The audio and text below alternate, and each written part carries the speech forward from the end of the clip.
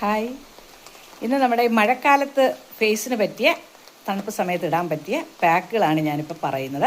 അതിലൊരു പാക്ക് ഇപ്പോൾ പറയുകയാണ്. ഇപ്പോഴെന്താ മഴ പെയ്തുകൊണ്ടേ ഇരിക്കുകയാണ് ഇവിടെ.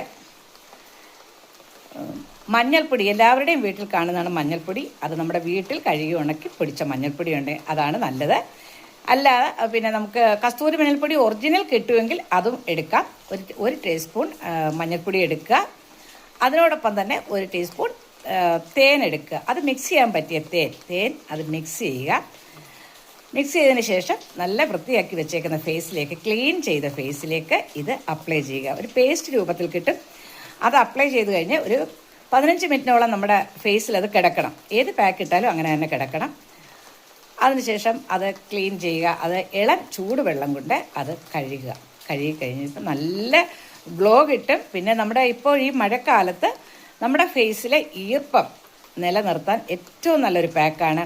ഞാനിപ്പോൾ ഈ മഴ സമയമായതുകൊണ്ട് 1-2 പാക്കുകൾ നിങ്ങൾക്ക് പരിചയപ്പെടുന്നുണ്ട്. അതിലൊരു പാക്കാണ് പറയുന്നത്. അടുത്ത പാക്കുമായിട്ട് ഇനി വരാം.